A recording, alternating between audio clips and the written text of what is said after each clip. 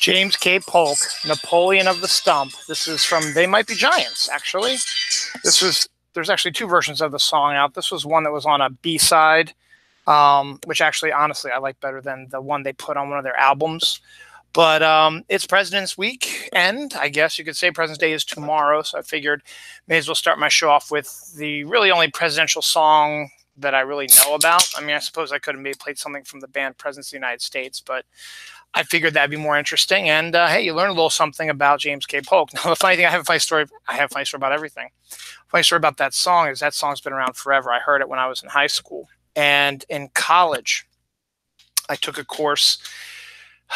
Let's see. It wasn't the president course that I took my freshman year. It was a course that I took with my, God, my mind's a blank, my advisor. And I forget what it was. Maybe it was about some sort of 1800 American history. I think, because I was a history major. I think that I took a class about 1800s American history, and I wrote or answered a question using the facts from the James K. Polk song, because They Might Be Giants actually know what they're talking about. They have extensive studies when they're writing these types of songs, and they know what they're talking about. So these are actual, the song actually details James K. Polk's presidency.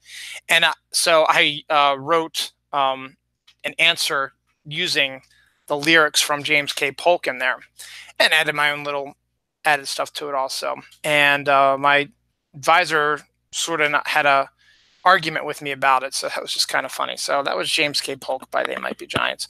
As I said, that's the original version. I like that one better than the one that actually got made onto a record album. The one on the record album is a little faster, and I don't think that type of song needs to be a fast song. But hey, enough about that. It's been a hell of a week, literally, for me. A lot of emotional ups and downs, which we'll get into today. So I'm going to get a little bit more personal probably today than I have in a while. This is episode 282, See-Through Pants.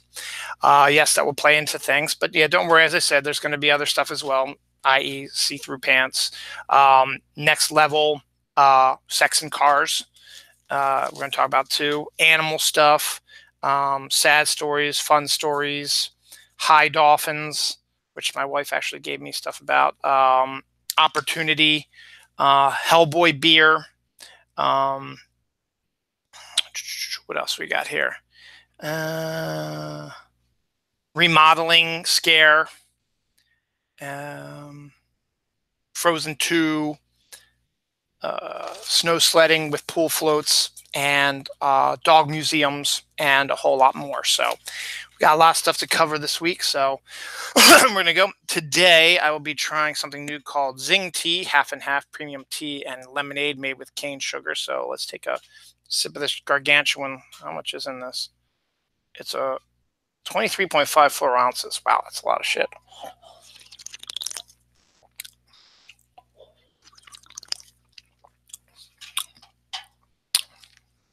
Yeah, not too bad. It's actually kind of refreshing. I like it better than the stuff I was drinking last week. Anyway, here we go. Let's see, what was it that ended? Oh, I thought it was going to end on something. Oh, it did. It would be back here. There you go. That's what I was going to start with. I'll start with this because I'm going to flip over to the other side there. New low-calorie ice cream claims it can help you sleep. So, hey, if you're having trouble sleeping, there's a new low-calorie ice cream out there that claims that if you eat some of our ice cream, you'll go to sleep faster. So I guess that's helpful. That leads into the opposite. And actually, Nathan, a friend of mine on Twitter, actually posted this picture, and I didn't know about it, so I don't think I knew about it, so I'm going to mention it now. Apparently out in stores right now is caffeinated shaving cream and aftershave for men. So I guess maybe for women, I suppose. And the weird thing is,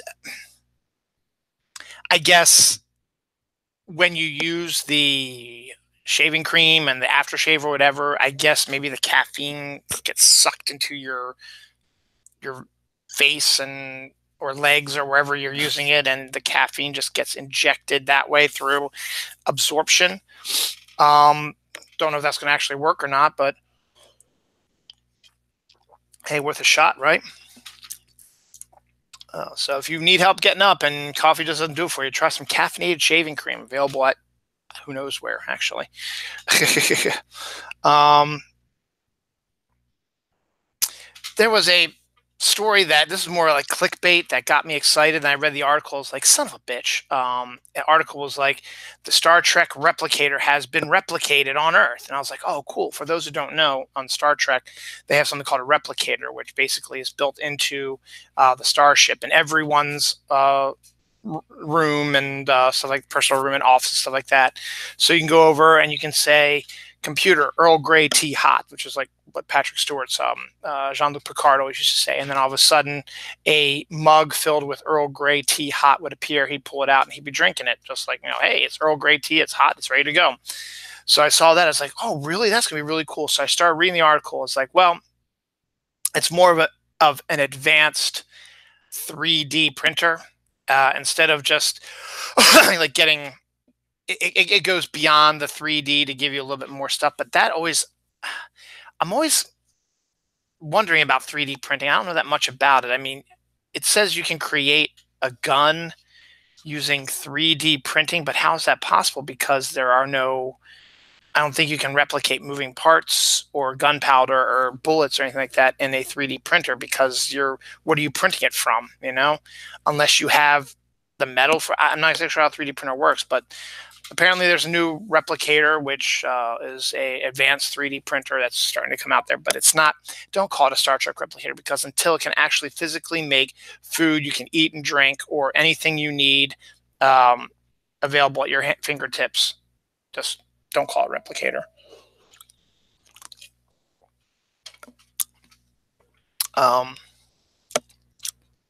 This is kind of an interesting story about bugs.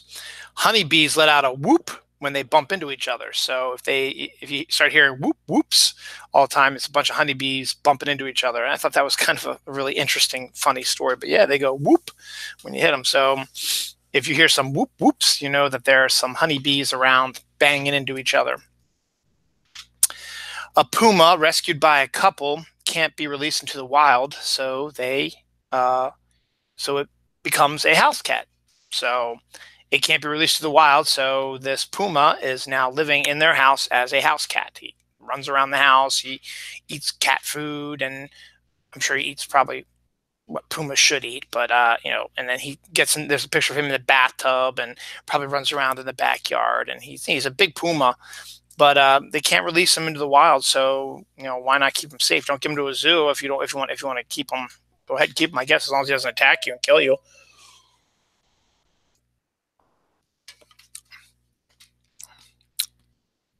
This is a different type of science I didn't know could actually happen or exist. A baby can be removed from a woman's womb and treated if there's a problem. So say you go and you get your ultrasound and you're looking at your baby, and the doctor notices, uh-oh, there's something wrong with your baby. And if there's a way that they can, I guess they have to C-section it out then. I guess they would have to take the baby out of the womb, and then if they can fix the problem, and then they say they can put it back in the womb so it can come to term. I'm not exactly sure how that's even possible. I mean, I guess if science says it's possible, but just thinking through all the logistics and stuff like that is like, how the hell would you be able to do that? And it's fascinating to me that something like that exists now. And if there is a situation where it needs to be done, so instead of having your baby die on delivery, maybe you can actually save it, and then when it gets delivered, it'll be healthy, or it might have an issue with the problem it had, but it won't be dead, So I'm still trying to wrap my head around that, because the baby's in the embryonic sac, whatever you want to call it, embryonic sac. That's what it is. You don't want to burst that, because if you do, how are you going to be able to? Does an embryonic sac reform if you put it back in the womb?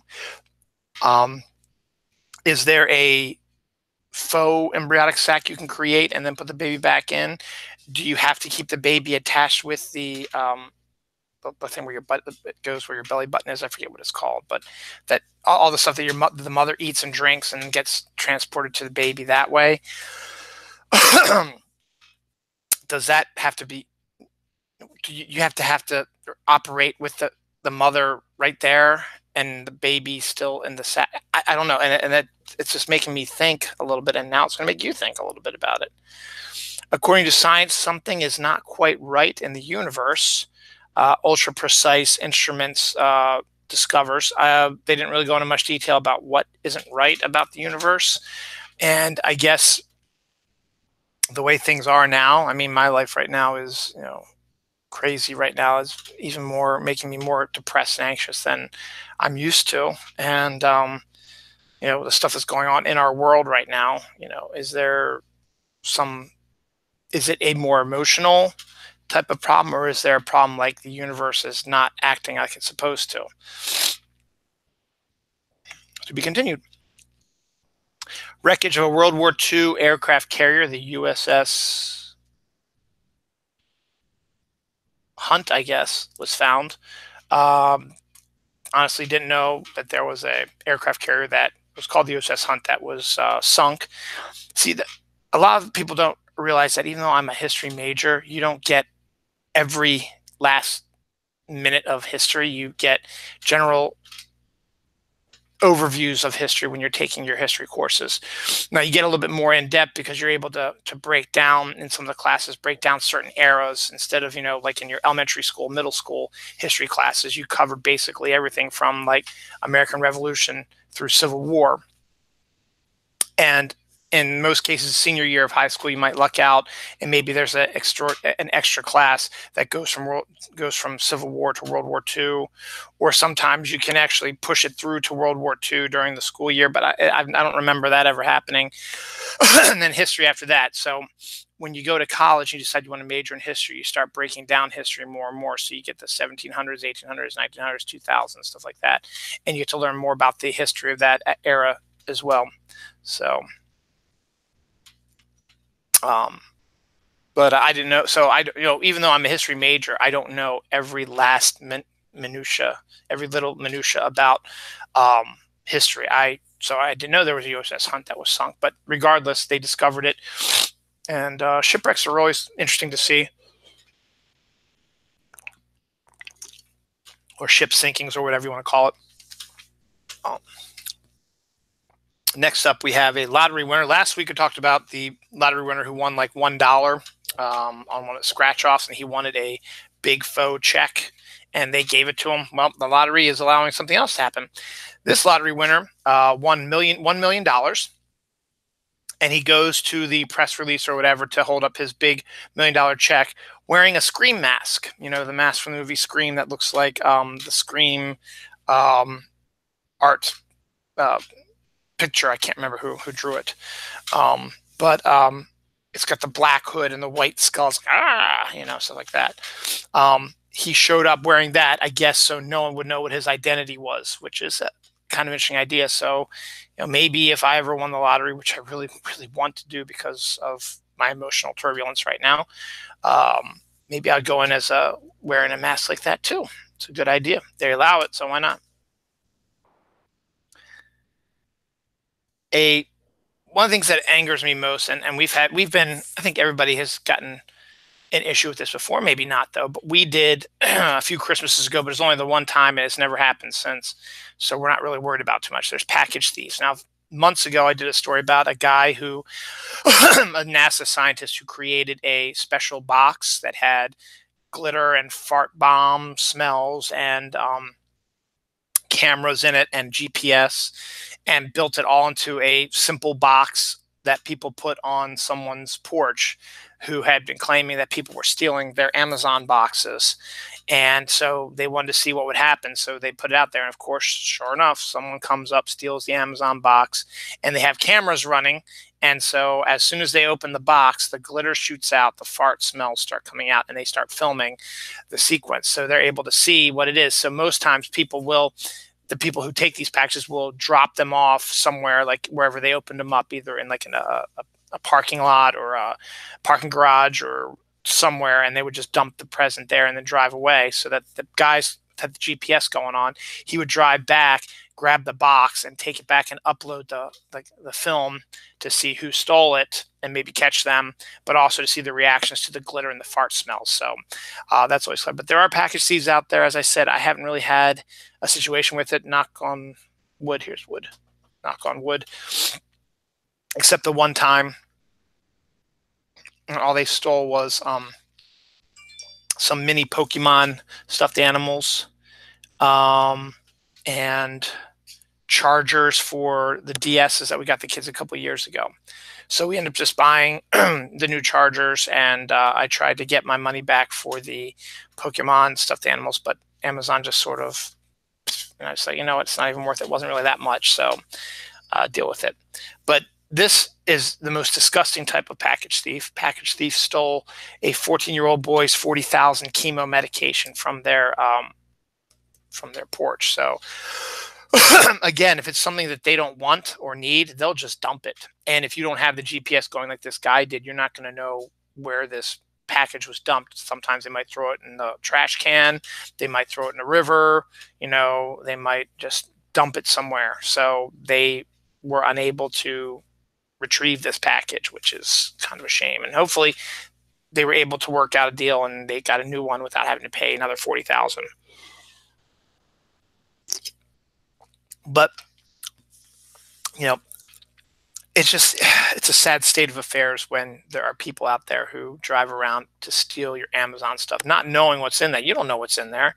You're assuming that it's going to be good stuff, and then the people who steal the stuff discover something they don't like what if it's a book or a stuffed animal they don't want or something. They're expected to be like phones and stuff like that they would like, but they don't care. They just steal the stuff. So hopefully they'll get caught. Cardi B, who I don't know much about. I know she's a musician. She won some Grammys this past Sunday, not last Sunday when the Grammys were on. And she thanked Tom Petty for the beautiful flowers, seemingly not realizing that Tom Petty's been dead for a couple of years now. So, I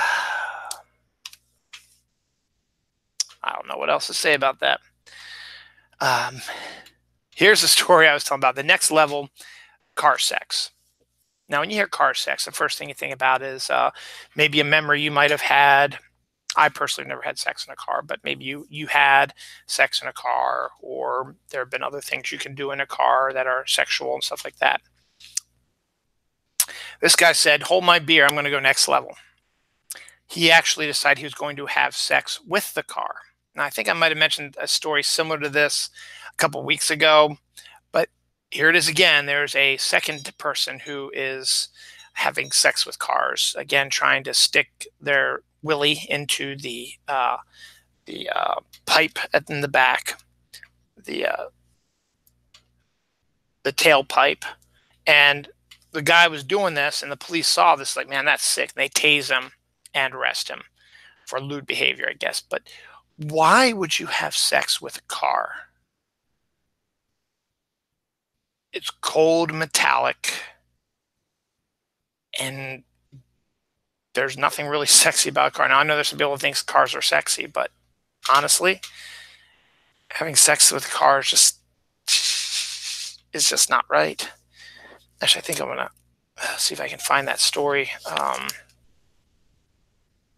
to connect with the sex story, or I might have to wait until...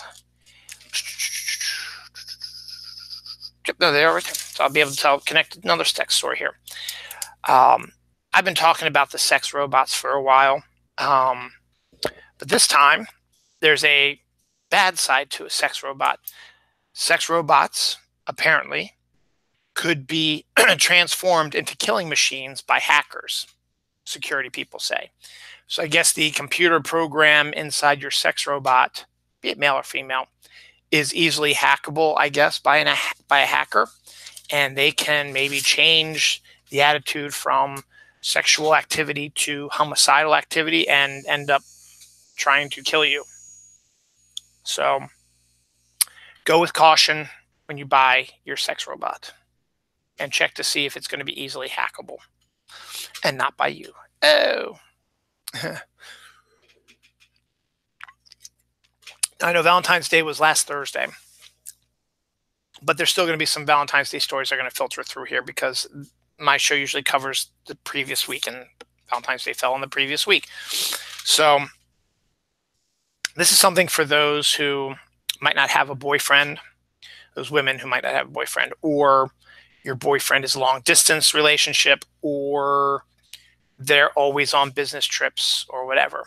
But there is such thing as the boyfriend pillow. Now, a lot of time women like to cuddle up to their men. I guess even men could be cuddled up to the men the same way as well. They like to, lie on their chest and put their arm around their body like this, and have the arm around them, the boyfriend's arm around them. Well, there's a pillow that does like just half, one arm and half of the body, so that you, the woman, can go on this side, or woman or man can go on this side and reach over like that and feel like you're lying against his chest, and his full arm will hold you as well.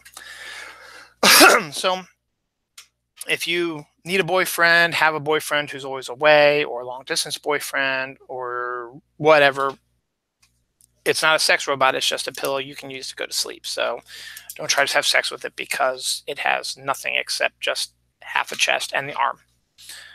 So, I mean, I guess if the arm has fingers, I suppose you could maybe try some. Never mind. It's actually pretty good. Actually, I got a couple breast cancer stories that are actually good. A teen invents a bra that can detect breast cancer early, because his mother had a breast cancer scare, and luckily she's going to be okay. But he didn't want to have other people go through what he went through with his mom, not knowing if it was going to be fatal or what. So he created a bra that can detect breast cancer early, which is really good. And then there was another story about breast cancer that's good. Scientists in Amsterdam have just destroyed breast cancer cells in 11 days without chemo. Now, I don't know exactly the extent of what they used to destroy it, but the fact is people are starting to get a grasp of what breast cancer can do. And I guess that's helpful with a lot. I mean, and the reasoning for this is possibly due to, a lot of more money being given to breast cancer research, i.e. the NFL does a whole month about breast cancer research. So maybe the money that they've actually been raising, and people who've been giving money to them forever, are finally show dividends here. So if breast cancer is now easier to detect before it gets to be a problem, i.e. this bra that this teen invented, or if the scientists in Amsterdam have figured out a way to absolutely destroy breast cancer cells without using chemo, that's also a plus for those who are worried about breast cancer, potentially could have breast cancer, or might have breast cancer already and might be able to have it solved quickly. It's a good sign that possibly breast cancer might be going to be easier to be getting eradicated soon. So that's some good news on this one as well. Last year around this time, I detailed a story about what they called a super bloom in the middle of the desert in San Diego, outside of San Diego County or whatever. A massive desert that hasn't had any foliage or anything growing for years had what we call a super bloom, where all these wildflowers all of a sudden sprouted. I guess they sprouted over a period of time. You don't just say one day it's desert, next day, boom, there's all these flowers. But it was what they call a super bloom. And all these flowers just appeared in this desert area where it has never, ever had a situation like that before. And it was due partially to some of the weather and storms that they got, because they got more, the temperature wasn't as hot down there, I guess, in the desert as it had been. Plus they were getting more rain. Initially, and that sort of somehow caused the creation of these super blooms. Well, it's not a one-time thing, because it's been discovered that the super blooms are back this year. for the second time in a row, which means that this could be potentially a now annual thing and not something that's never going to happen again. So we'll keep an eye on it next year at this time. If I'm still doing the show, we'll see if they have a story about the super bloom again. So and maybe that's a plus to climate change. There's a lot of downsides to climate change, but maybe that's a plus. Maybe the reasoning because of that caused the climate change situation with the bigger storms and the weird weather patterns has helped create the super bloom. So maybe it's a plus, but those small pluses are not enough to cover the immense damage that is being occurred to our world. I.e., I ought to cover, since this is a good storyline to begin with. A Russian island has had to declare an emergency, a real emergency this time, not the fake emergency we got going on in our country right now. A real emergency from our fake president. Russian island declares an emergency after a mass invasion of polar bears. Now, there have been about 52 polar bears have invaded this Russian island, which had been housing hundreds of regular Russian people. Now these bears are just wandering through the town. They're attacking, going after the garbage, attacking stuff, eating grass and stuff, like trying to find food. And the people are scared because they think that bears are going to attack them and hurt them and kill them. This is a downside to climate change, because the polar bears have to migrate because their land up in the North Pole is starting to disappear due to the climate change. So this is the most easily accessible place to go. I mean, it's the same thing with, what's been happening here. There are brown bears that have been appearing in Westminster, which is a town not that far from here, probably about 10, 15 minutes away from here. Brown bears have been spotted in people's backyards and stuff like that in Westminster due to the fact that the woods surrounding the area have been chopped down and cut down to make way for more housing and shops and businesses, stuff like that. And that's not really climate change, but the fact is it's a change to the environment that the animals are not used to. So they have to go to their survival mechanism, and the most logical way is to migrate to an area where you can survive. So there's a plus side, and the one plus side to climate change, as I said, is the one plus side is not enough to justify, hey, let's just let climate change come and destroy our world. But the fact is there is a small plus side and a more massive downside, but I digress. Oh, yeah, Hulu. And it's just kind of weird. Let's go back. So Marvel Studios has been doing really well with their movies. And then they got into a partnership with Netflix to create live-action TV shows for Daredevil, Jessica Jones, Luke Cage, Iron Fist, The Defenders, and The Punisher. Most of these, if not all of them, have been canceled by now after 2-3 seasons of each, or one season, like The Defenders, have been canceled on Netflix. And that's partially due to the fact that Disney Plus, the streaming service that Disney is going to be starting later this year, is already announced that they're going to not allow any Marvel stuff to be on any Netflix anymore. They're going to be on Disney streaming, Disney Plus right now. So they're taking all the superhero movies away from Netflix. So Netflix is just like, fine, you can take the series as well. If you're not going to let us use it, we're not going to put money out to make these series. And everybody's all like, oh, they're being so mean to the Marvel characters. Like, no, I really can see their point, because Disney's like, well, we're going to take all of our stuff away from you, and you can't use our characters anymore. Which they're also into their right, because it is their characters. But you had a deal in place with them. But now, because you want to make your streaming service be successful and to beat Netflix, you're doing this. And you're creating new shows that have nothing to do with the shows that were on Netflix. You don't even have a plan for the Netflix ones, because there's something in the contract that said you cannot reboot or revitalize or have new seasons of these shows until like 2 or 3 years after they leave. So if you looking for more Daredevil or whatever, you're gonna have to wait till 2020, 2021 if Disney Plus decides they want to fork out the money for it. But then this story comes up. Now, I don't know much about Hulu.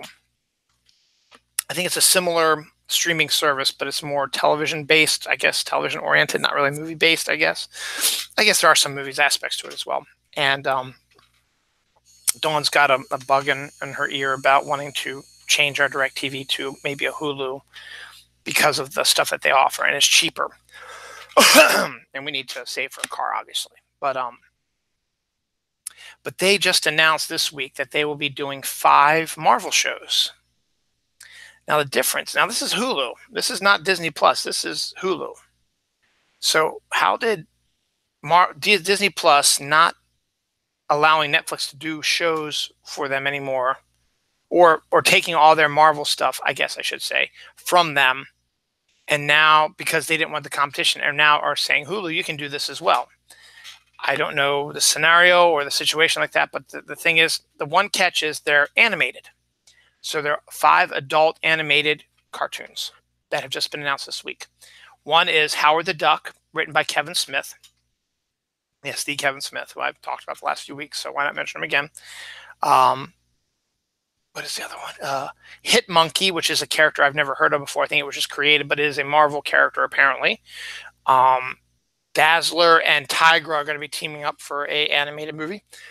MODOK is going to have his own movie, who's one of these weird bad guy characters, and he has his own series now. And then the 5th one is going to be called The Offenders, where all these characters, Howard the Duck, Hit Monkey, MODOK, Dazzler, and Tiger, are going to join together as a team and do something, and that's going to be The Offenders.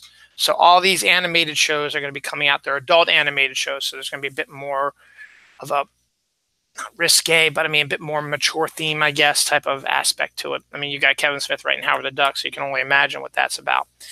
But that just leads me to believe is, how is Marvel allowing that to happen? And now Hulu's like, hey, you know what? We might even do the Daredevil and Jessica Jones and Luke Cage and the Defenders. We might do new series for them when we can. And I was like, well, how is that any different from what Netflix is doing? I don't know. So, I mean, Netflix made their decision, I guess, to cancel them. They could have stayed on and created more episodes, I suppose. But they were mad at Disney for stealing all their Marvel movies, which was, part of their bread and butter, I guess, and wanting to compete against them. But Hulu is sort of in the same boat. I don't quite understand. So, whatever. Well, Academy Awards time is coming up. I think it's next weekend. And honestly, I'm almost tempted to not do a Academy Award episode, which would be the first time in my 5-year history that I haven't done an Academy Award episode, because I just do not like what the Academy Awards are doing this year. They want to keep it under 3 hours, or at 3 hours at least. And they have relegated 4 of the 24 awards to be given during commercial breaks of the Academy Awards. That in and of itself is a slap in the face, too. Even if it's stuff like live action short or documentary feature or whatever that not a lot of people are that invested in, it's still the people who made these movies and want to get a little recognition. They should be allowed the chance to do this on live television. And the big thing, though, is, and this is what's getting everybody upset about it, is they've relegated cinematography to one of the commercial break awards, which to me is absolutely mind-blowing, because cinematography is cinema. It's got this name in the name. Its cinematography is the photography of the movie. I mean, without cinematography, you don't have a movie. It's not the actors, it's not the writers, it's not the directors. It's the actual film that's used. And cinematography is what you use for the different film stocks and the different ways of shooting the film. The good example is Traffic absolutely deserved, the movie in 2001 absolutely deserved to win the cinematography award because of its different color palette that it used for each of the stories. There's like 4 interconnected stories that are all different, and they all use a different color palette, and that is cinematography. Oliver Stone, like him or hate him, either way, is one of the best directors to utilize cinematography to make his films more interesting. Look at Natural Born Killers or JFK, and just the way that he's able to splice in newsreel footage, reenactment footage that looks like newsreel footage, actors portraying these roles, different color palettes, different types of ways to the filters and way to look at stuff. Cinematography is filmmaking. it is probably the most important aspect of filmmaking, and a award show that celebrates and awards filmmaking should have cinematography as one of the live broadcasted awards. Hell, I think they should all have live broadcasted award things. I understand the ratings are down. The show can go on to close to 4 hours, but there's fixes to all that. One, you cut out all the extraneous BS. They're on a good part with no host. You really honestly really don't need a host for the Academy Awards. People are there more to see the awards. They don't want to see stand-up comedians doing a 12-minute bit at the beginning of the movie, making fun of the film industry. Now, yes, it's sometimes fun to see them interacting with some of the people who are presenting, but they've really gone off the rails when they're doing all these little stunts and stuff like that. I mean, I like David Letterman's tenure as the Academy Awards host because it was different, but he basically did his show. He did Stupid Pet Tricks. He did Top 10. He did all this stuff. And that was fine, and I liked that. And then they started going off the rails again. They had, I guess, someone ordered pizza for everybody in the theater, and so the pizza man comes, and they spent a good 10 minutes just handing out the pizza and everyone having a good time when they could have been doing awards. Last year, the whole stupid, just go to the theater across the street from us and give out prizes. That took a whole 20 to half an hour of just nothing happening. It was absolutely annoying and boring as hell. What you do is you go in, you do your awards. You can do a couple of, retrospectives of certain things as well. And you can cut out a lot of the extraneous bullshit. And if you do, you just focus on the awards and you limit the speech. The speeches can, you want to limit it to a certain aspect, but you also want to get them to make their point and do their stuff that they want to get out there too. One way you can help it is by switching it from Sunday night to a Saturday night. So do the Oscars on a Saturday night. That way, if it goes 4 hours and ends at midnight, you can watch the whole thing, and then you can still sleep in the next day because everybody's got to go to work on Monday. So they're not going to be staying up to watch that stuff. Now, you can't predict what movies are going to get picked because it's not picked by you. It's picked by the film industry. So that's why a lot of the movies that are named for Best Picture, another reason why people aren't watching the show is because a lot of people are normal people like you or me who they don't see all these film-tastic awards, like Roma, or I don't even know any of the names of any of the, with the exception of Roma and Black Panther, the only two really, and Bohemian Rhapsody are really the only ones that I know are the best pictures. There's 10 of them, so I don't know like the rest of them. What the hell are the rest of them? I haven't seen or heard. I used to be more obsessed with film. I used to be reading all about it. I used to read Entertainment Weekly, and I used to read reviews in the newspaper about the movies. So I knew a little aspect of it about the movies, but now I don't even read that, and I don't even care, I kind of like the idea of maybe doing an award for popular film, but I get why a lot of people were upset with that. But that would be one way to get more people to watch if you added that to it, and, just you cut down on the extraneous bullshit. Okay. And you can still, and then you can then add, the songs. You can get people, the actual singers to come out and sing the songs that are nominated for best song. And that's a way to keep the show interesting and be a spectacle by having, because they used to perform every single song. And that also helped increase the length of it. But that's when you need to get rid of the extraneous bullshit. I mean, if you want to have a host, you can have a host, but limit their interactions to very small 3 to 5 minute bits, like the length of a speech that they're allowed for when they win an award. Some of it can be funny, absolutely. None of these stupid tricks and pranks and all that BS that we've had to deal with over the last few years. Change it to a Saturday and show every award being shown live. Do not do it during commercials, blah, blah, blah. That's dumb. Okay. And then maybe add a 25th award for like most popular film or whatever. And I know I can, but again, as I can see the point where, like Black Panther, if they had a most popular film award, they would probably say, well, we'll nominate for best popular film, probably will win it there. We're not going to nominate for best picture. Best picture obviously would be more, superior, I guess, in the eyes of the film elitists.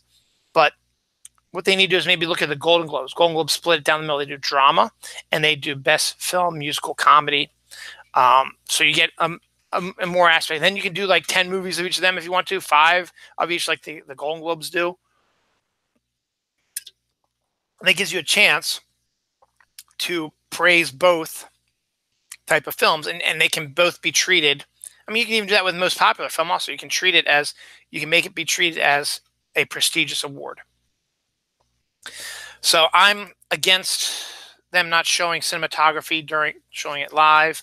For the first time, I might not actually do a show because I don't know anything. And last year, I totally guessed on all stuff. I did pretty good last year, but I don't know. We'll see. Drinkable potato chips, which would have been another good name for this episode, is a thing now. Apparently over in Japan, you can actually drink potato chips. I'm not quite sure how that works, but yeah, there it is. Speaking of Black Panther won 2 Grammys, so they continue their award streak by winning more awards here and there, so good on them. There's going to be, now this is a little bit kind of confusing because I've heard 2 different things. I've heard there's going to be a sequel to The Nightmare Before Christmas, which if you can do it in the same vein, same style, get Tim Burton involved with it because it is his baby, and do sort of a claymation type of thing, and maybe music by Danny Elfman again, make it a musical, whatever.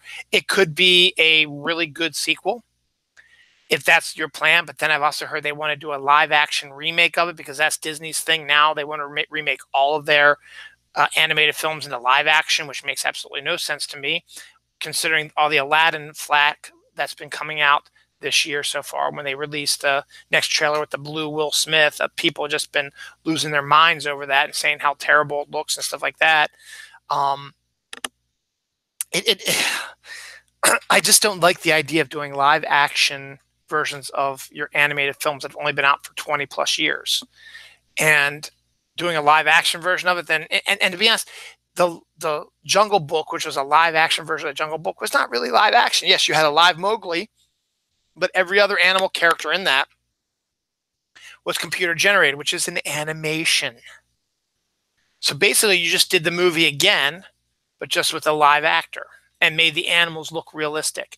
The Lion King is basically going to be an animated film because you can't do a live action Lion King movie because you can't get true lions and hyenas to act and emote and sing songs and do stuff like that on cue. It's going to be animated. It's an animated movie, but it's going to look realistic. I mean, that's what Detective Pikachu is going to do. That's not really a live action remake or anything because no one's ever seen anything like that before, but it's going to be a fun film to watch because you get to see live action versions of your Pokemon. And the more I see that film, the more I'm excited for it, and the more I think it might make more money than Aladdin does. Because everybody is flacking on Aladdin right now. They're like absolutely busting on it right now. Now, a movie like Mulan, which is also going to be getting the live action treatment, or even Hunchback of Notre Dame, which is also getting the live action treatment, they might be okay because your main characters really aren't animals. In Mulan, yes, you have the dragon, and he's the only thing that really talks. That's an animal, because the horse doesn't talk, he just emotes, and the falcon of the bad guy doesn't talk, he emotes also. The dragon's only talks, so you could have an animated dragon, computer generated dragon that look like a real dragon, and hell, get Eddie Murphy to do the voiceover. That'd be freaking fabulous. And then have a live action Mulan movie. I think that would actually be pretty successful. Because again, the animals are very minimal in it, and it's more of a story about a coming-of-age story and wartime and a different look at the Chinese. And then Hunchback, which is announced also is getting the live-action treatment, has the gargoyles. Again, animate them, that's fine. They can be your chorus or whatever you want to call it, that comment on thing, your comic relief, whatever. But the majority of the characters are live action. Now, the Hunchback is a grotesque, deformed human being, but we have done live action versions of the Hunchback of Notre Dame before. So this really isn't going to be that much different. So that's a good one to do as well. Pocahontas, again, is one of those you could probably do a live action thing with, but that's a little bit of a problem with that, is because the actual animated film of Pocahontas is way off base, because Pocahontas was not a gorgeous 18, 19, 20-year-old. She was like a 13-year-old girl, you know, and the story is not exactly, they punched it up a little bit. Now, you could do a live action version of it. Again, the animals are all, again, sort of animals with emotions that can emote, but they don't talk. And then you've got Mother Willow Tree, which again, you can do as computer generated stuff. So those ones are okay. Hell, I was okay with Beauty and the Beast because you've got that aspect of it. I guess you can make a case for Aladdin as well, but like The Lion King and Jungle Book and Little Mermaid, it's just, I don't know. And that's what I'm going to say about that.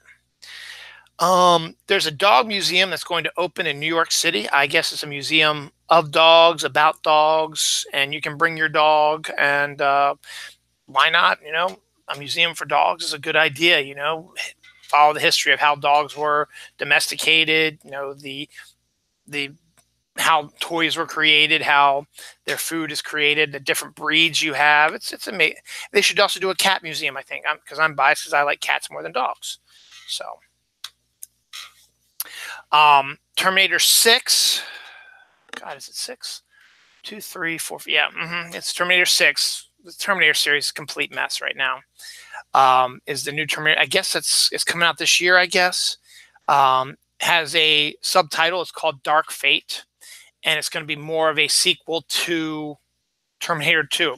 So basically, they're going to retcon out Terminator 3, Terminator Genesis, and Terminator Judgment Day, or whatever that other one was with Christian Bale in it. Because the whole Terminator storyline has been so thrown out of whack. But James Cameron is going to be producing the movie, and it's bringing back Linda Hamilton and Arnold Schwarzenegger. So we'll see how it goes. We haven't seen anything about it yet, which leads me to believe, is it actually going to be coming out this year? I'm not 100% certain, but it does have a subtitle now. It is called Dark Fate, which makes sense considering that's one of the lines from Terminator 2. So we'll see what happens. It's one of those things that I'll have to wait and see what it looks like, what it's going to do, because, you know, everybody likes the Terminator movies, but the last two just haven't been as good. So if we go back to the nostalgia factor, much like what Jurassic World did with Jurassic Park, are they going to try to get the people to come in that way? I mean, that made a lot of money at the Halloween reboot that came out this past fall, made a lot of money, but disregarded all the other sequels. You know, is that like the new thing to do now? Is if you have a series that hasn't been meeting your what you believe to be good service or whatever, just retcon everything out and just go back to the source material that was so good. Time will tell. We'll see.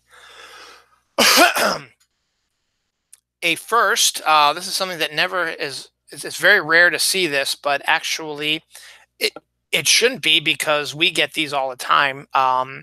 There's a planet in our solar system called Venus. It's our twin sister. It's the same size as us, but it is also closer to the sun, and it would also be similar to if the greenhouse effect happened here on Earth, because the surface of Venus is absolutely hellish.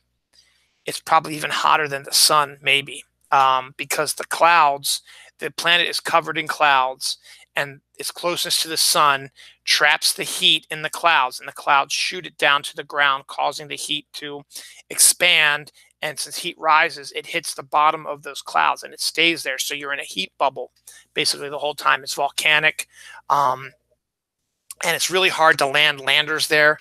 I think the Russians did once, and they got a couple pictures of the surface, but I think they lost contact with it because it was just so overwhelmingly hot and disgusting that it melted.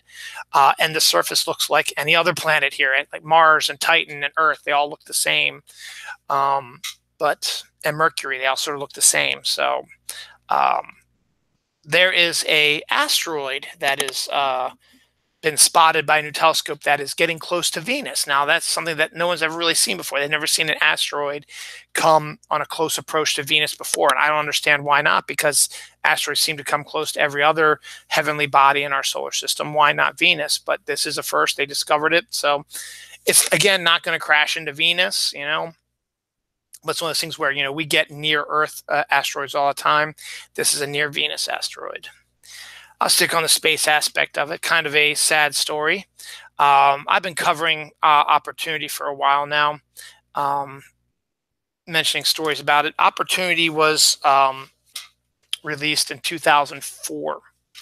And I think this was the one that was on July 4th. And it was a lander that landed on Mars and had a rover that was going to go across the surface of Mars. And it was only supposed to last 3 months. And then they got 15 years out of it. Now, earlier this year, or rather maybe some late last year, I talked about a story where Mars had got hit with a massive all-planet sandstorm, which happens more often than you think on Mars.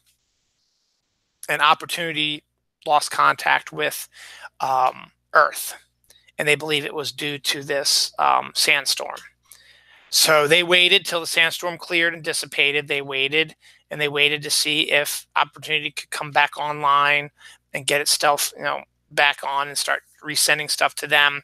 But it was silent, and they tried a few different clicks of the computer to update its software and hardware or whatever to try to get it to reconfigure itself and refix itself to transport new information and stuff like that. Nothing came as they were trying everything they can to try to revitalize it. This week they stopped. They did not resuscitate. They said, we've done everything we can. Our people who've been working on this project are being moved to more active projects. They need their expertise on it. We can't keep trying to find a dead rover, no matter how much we appreciate it and how well it did over its 15-year period. Again, remember, only supposed to last 3 months. It lasted 15 years. So officially this week, NASA declared Opportunity dead. So rest in peace, Opportunity. You did a fantastic job. You covered a lot of ground over that 15 years and revealed more about Mars than most rovers have ever. And the real heartbreaking thing is NASA released its Opportunity's last message to NASA. And it was, my battery is low and it's getting dark. Famous last words. Because this was right before the sandstorm hit, and there was this, they released also the last picture Opportunity sent them.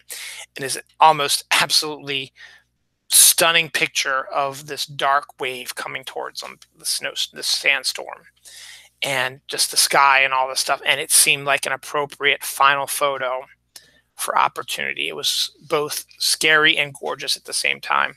And those last heartbreaking words, my battery is low and it's getting dark. Rest in peace, Opportunity. You will be missed. Don't worry, though. Spirit's still going strong, I think, and that's going to be going down soon because it came out about the same time as Opportunity.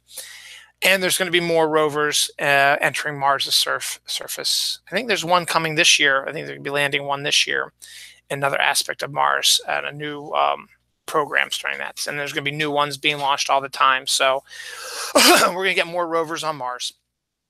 The only thing I ask is please go back to the poles. The poles are really, really interesting. I want to see something different than typical mountains and, you know, canyons and red dust. I want to see some of the permafrost that is permeating up on the North Pole and the South Pole. And I want to see it cross this icy patch and just see an icy wasteland, and say this is Mars also. Go back there. I think that'd be a great thing to do. The man who naps with, there is a retired elderly man who decided he wanted to volunteer his time at an animal sanctuary for cats. And he volunteers his time by napping with the cats. And it's very nice for the cats too, because it gives them a chance to have someone that they can lay on and sleep on. Because cats, let's be honest, they might seem aloof and all that. They like to sit on your lap. They like to lay on your legs. My cat likes to lay on my legs at night and likes to lay on my lap sometimes. And they like to have that kind of closeness. And so this man comes in and he naps with the cats, which I think is really, really sweet and really, really nice. It's up there with, my daughter never went to do it, and she could still at any time really, but there's a animal rescue center near us, and they said you can come and read books to the dogs and cats. My daughter was interested in that when she was younger, but not so much anymore. But volunteer your time with these poor animals, or if you can afford to adopt them, is always great. There was this one cat that we saw last fall that I almost wanted to adopt because it was born the same day I was. Not 1973, but on June 20th. And it was so cute and lovable, and I wanted to take it home, but I couldn't because Jinx wouldn't take well to it. But go out there and try to do that. Captain Marvel, the Marvel Cinematic Universe's next film, is trending now for a $100 million opening weekend, which is fantastic. March 8th, I believe. Let me see. 8th, 15th. Yep. Yep. So March 8th is when it comes out. So definitely go ahead and see it. I'll be seeing it that weekend probably. Maybe not on the date due to circumstances at work, which I might get into a little later. We'll see. I'm just not feeling it anymore. I was angry beforehand, and now I'm just sort of saying I really don't want to talk about too much. We'll see when we get to the end of the show.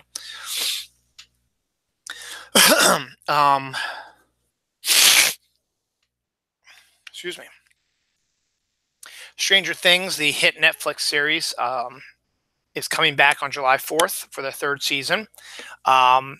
They've been just saying that it's going to be a bit more of a coming-of-age show. And the supernatural aspect is still going to be there, but they're going to focus a little bit more on the interactions between the characters as these young teenagers.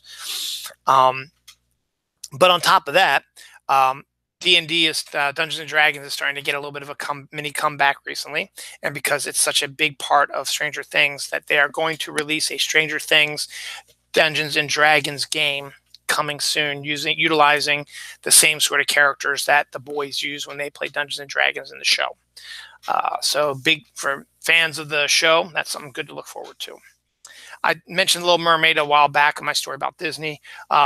The Dingle Hopper, which was, everyone knows the fork that she doesn't know what it is. She talked to her seagull friends like, yeah, humans use it to do their hair and stuff like that.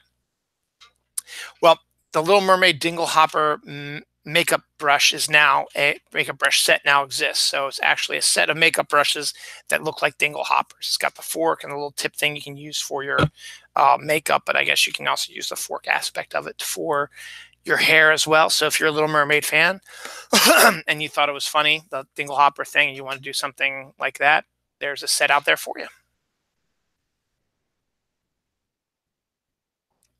A child draws on his dad's passport.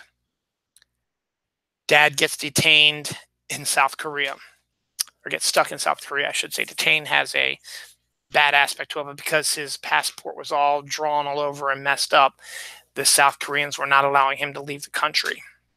So just an interesting story. I don't know what happened to it, but yeah, don't let your kids mess up your passports. There is a new bed which will move your partner back to their side. If you have an issue where your partner always seems to be, encroaching on your side, there will be a new bed that will roll them back to their side comfortably, I'm hoping, and enough that they won't cause them to wake up. I don't have that problem, so but for those who do, hey, there's something out there for you. This is just an interesting story. I like Montana. I think Montana's a really cool state. I like that whole area up there, Montana, Idaho, Washington. I like that whole, kind of Pacific Northwest sort of era. But there were a bunch of people who are trying to sell Montana to Canada to bring down the national debt. Well, national debt was created not by our fault, but by that fake president we have in office right now. But some people are trying to think, how can we bring this down?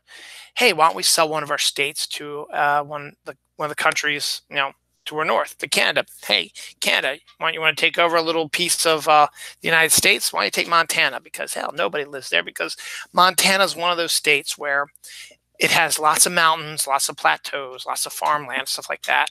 So it is one of the biggest states, but per capita is one of the smallest populated states in the United States. I think Maryland and Delaware have more population than Montana does.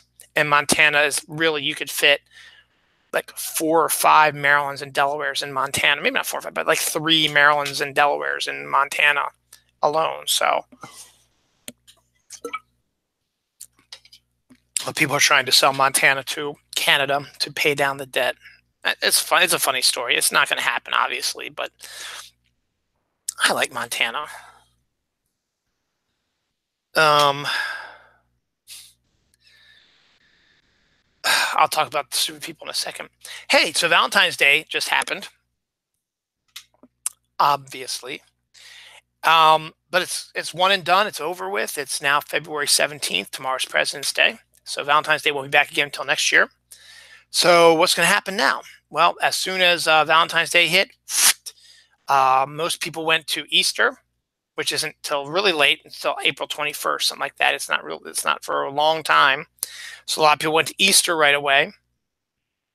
There's another holiday in there that a lot of people like as well, St. Patrick's Day. So some people are starting to get their St. Patrick's Day stuff put up there, but that's more of a drinking, partying, decorating sort of holiday, and not really a holiday like an Easter where you can sell candy and gifts and stuff like that. So that's why a lot more stores are doing Easter now, sort of skipping over St. Patrick's Day. But one place that is not skipping over St. Patrick's Day is the day after Valentine's Day. McDonald's said, guess what?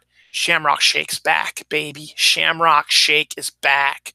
So if you like creme de menthe milkshakes, hey, it's green, it's minty, it's a milkshake. They're yours now for a limited time until March 17th, which is 1 month from now. Hey, so St. Patrick's Day's on a Sunday this year. Awesome. So I'll be doing my show maybe on St. Patrick's Day. We'll see. So hooray. So Shamrock Shake is back, baby. Great white sharks are badasses, and research now says that great white sharks may have killed off megalodon megasharks through savage battles. I mean, I guess if you get a bunch of great white sharks together to take down your predator that would probably kill you easily, if you could get a group of your great white sharks together to take out your predator so you can become the top of the food chain, you do it. So I have a lot of faith in that, to believe in that. So great white sharks are badasses and probably killed these megalodons. Speaking of dinosaurs, there is a new dinosaur that was discovered that had a mohawk of spikes. Now we know, everyone knows the Stegosaurus has the back, it's not really spikes, but sort of the back rock things on them. But these dinosaurs had giant spikes on their head that went from their back up like a mohawk. It had been discovered to have these giant spikes. Now that would be interesting to see, and also quite scary probably. So mohawks have been around for a long, long time. Original first run copy of Super Mario Brothers, the original Super Mario Brothers game for Nintendo, the NES system, sold for about $100,000. Now you're always going to find one of these type of things, like with comic books, stuff like that, that eventually you might get one of these books that's going to sell for millions of dollars, stuff like that. Beanie Babies were one of these things that sold for thousands and thousands of dollars as well. So a lot of people see that as an investment, and so they try to buy up these things expecting it to make $1 million and discover, oh wait, no, it's not going to happen. But sometimes a little diamond in the rough happens, and there's one right there. Alabama librarians have been spooked after seeing floating orbs in their library. So their library might be haunted, and it's freaking them out a little bit. So time to call in Ghost Adventures crew, get them to do some investigation. Let's see, stupid people, stupid people.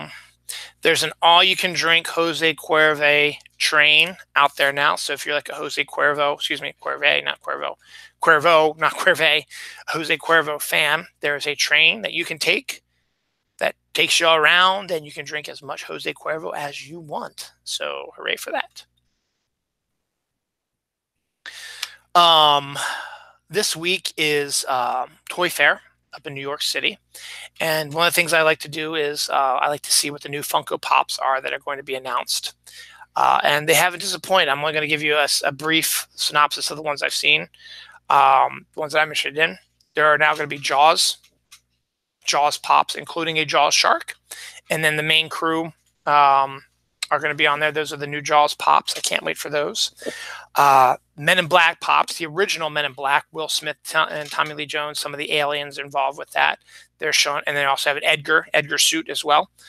They're all going to be showing up soon.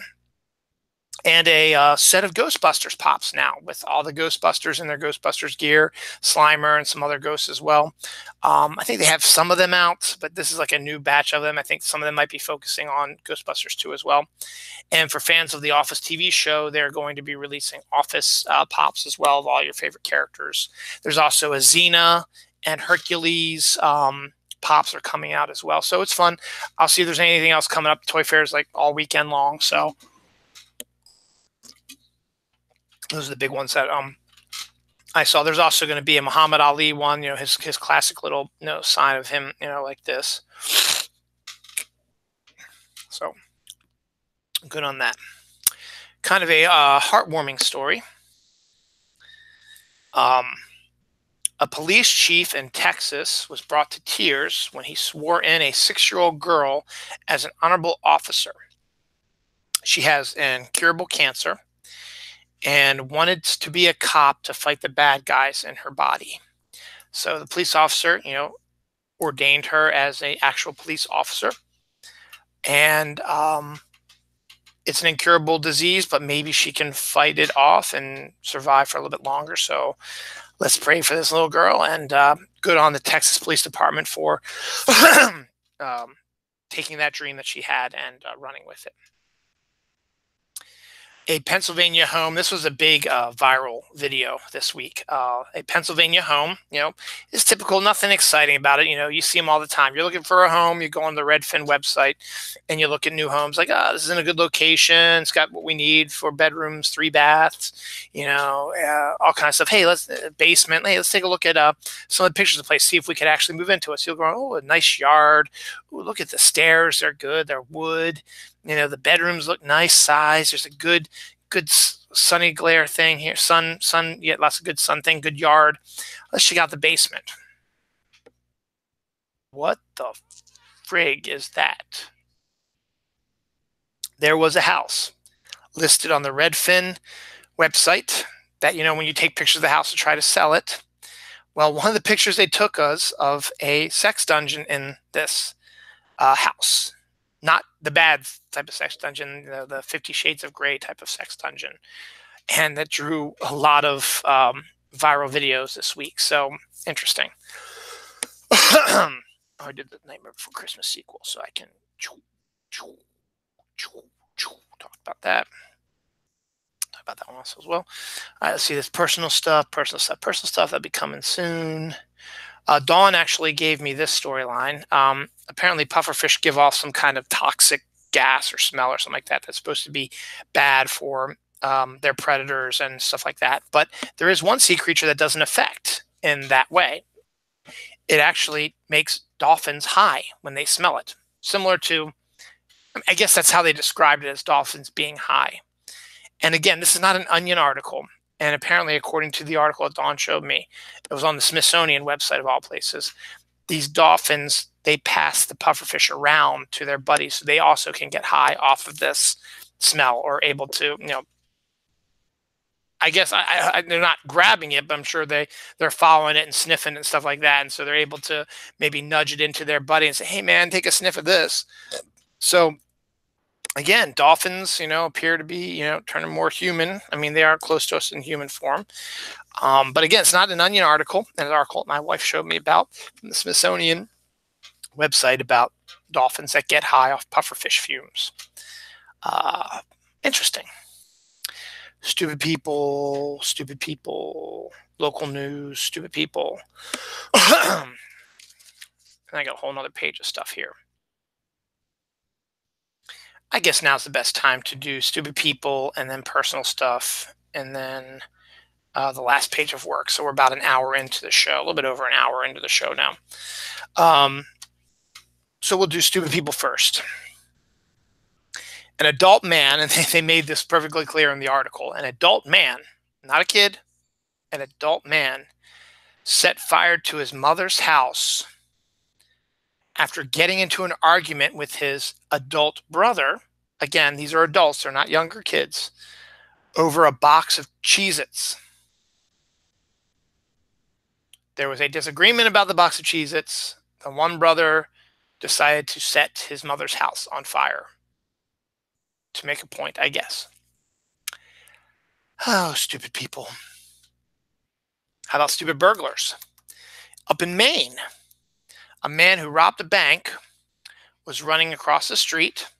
He had a bag in his hand and I guess a gun in his pocket, or maybe he had the gun in his hand. I don't know. But there was a police officer that found it a little odd this guy was running, but didn't think much about it because I guess he didn't see the gun and didn't know what was going on, didn't hear any alarms or anything like that, so he didn't know what was going on. So this burglar's running close to the police officer who just happens to be standing there doing whatever, and he slips on the main ice. The robber slips on the main ice, falls down, his hand goes, releases the bag of cash that he stole from the bank. Money flies out and goes across the street, and I guess the guy had the gun in his hand. The gun went flying. The police officer's looking right at him and says, "You done screwed up," and arrested him on the spot because he had a gun and he had a bag of money. And eventually I think he found out that this guy robbed a bank and the gun was a BB gun, but still. So the burglar was running in the Maine, in the state of Maine, where it gets cold and icy and snow, slips on some black ice in front of a police officer and reveals his true self. Hooray for stupid people. Is there any other stupid people on this page? No, personal. Let's see if I got all the stories here. Oh, no, here's the last stupid story. So as I mentioned before, obviously, Valentine's Day just happened on Thursday. And this one enterprising young man decided, I'm going to scam somebody and see if it works. So he goes to Outback Steakhouse, or rather, probably the first thing he does is he makes a reservation for two at Outback Steakhouse. So he comes dressed up in a nice suit and stuff like that, probably carrying flowers or a box of chocolates or something. And he looks like he's going to be having a Valentine's date with a special someone. So he's the first one to arrive. She's going to meet him. She's going to meet him later. So they seat him at the Outback Steakhouse. And he sits there. Got the flowers and the candy just sitting there waiting and waiting. The maitre d' keeps checking on him. Hosts keep checking on him. Maybe stuff like that. Maybe the guy is on his phone saying, trying to call her and calling his friend saying she stood me up or something like that. He was trying to make it look like that he was stood up on Valentine's Day so someone would pay for his food. Because, you hear those stories, someone, someone kind, some kind person, sees a situation and decides to help out. A good example, I did the story back, I think last fall during prom. There was a group of prom kids who came to a restaurant. They didn't have enough money to buy their meal, and they were trying to figure out how they were going to scrounge up enough money to pay for it, as well as leave a tip. One of the people nearby heard about this and paid for their dinner entirely without them knowing it. Stuff like that. You hear those stories, those good Samaritan stories all the time.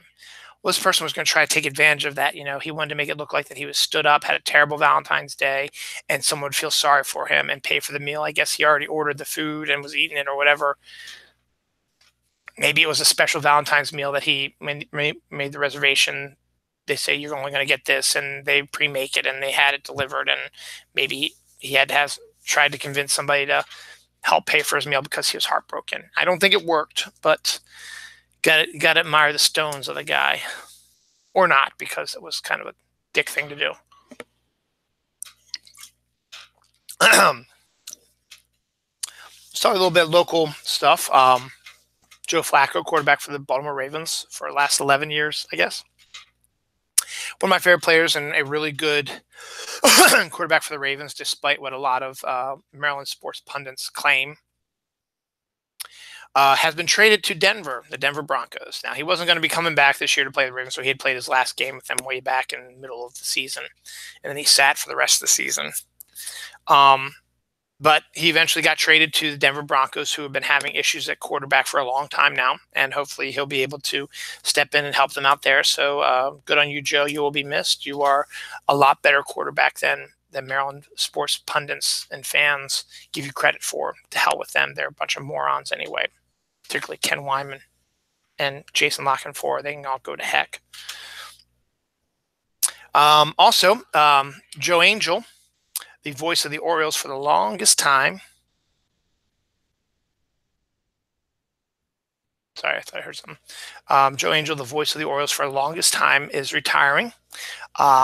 He's best known for his "Wave It Bye Bye" and put another win in the win column for the Orioles, type of thing. He was a good folksy old time type of guy, good color man, good announcer. He announced his retirement this year. Which is, coincidentally when the Orioles are going through a massive rebuild. So more luck to him. He's worked for, what they say, like 50 years, 40 years in the industry or something like that. Now, he came in 88, 98, 2008, 2018, 31 years. I thought it was longer than that, but for 31 years, he was off and on. He took a few breaks here and there to do voices for other radio stations, but he always came back to the Orioles, and they allowed him to do the play-by-play again.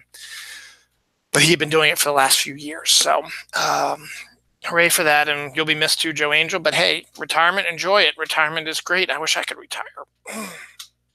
But I'm too young. And I don't have enough money. I'm leading to something right now. As you know, Pokemon Go is one of my favorite things to do. Not as big a deal as it is to Dawn. Dawn's a huge Pokemon Go fan, but I still like it. The monthly community day was yesterday. It was Swinub, and it was a different take on it, where in order to evolve Swinub to his final form, you had to get things called Sinnoh Stones, and we were able to get them during PvPs and stuff like that. So we had a bunch of them ready. And so because of a story I'm going to talk to you about after this, Noelle was exhausted and she didn't want to go with us. We were going to go to Columbia Mall because it was a chilly day out, and we wanted to go into a mall where we know we've been there a few times for community days and we've been very successful there. But with Noelle saying she didn't want to go because of being tired, and because I'm going to tell you about that in a second, we decided to stay local and did the Reisterstown Community Day, which we'd done back in June or July with Charmander. It's probably June, and no, June was Tranitar. Maybe July, maybe May, somewhere around there. Anyway, it was May, I think. And so we did Reisterstown. So we walked around Main Street, and we went to Hannah More, which is a park near here, and we went to Boost Mobile, which always gets a lot of stuff, and we went to Sacred Heart, and a few other places as well. And back to Main Street, we had a pretty good, successful community day. It was successful for me also because, as of now, the highest level you can get to in Pokemon Go is 40. Dawn has been level 40 for months, and I finally hit level 40 yesterday. So I am a now official level 40 on Pokemon Go, and that makes me very happy. So that also means that I don't get any more XP. I can get all the XP I want, but it's not going to change my my level any, because 40 is the cap. Now they're supposed to open the cap up a little bit to make it more interesting for people.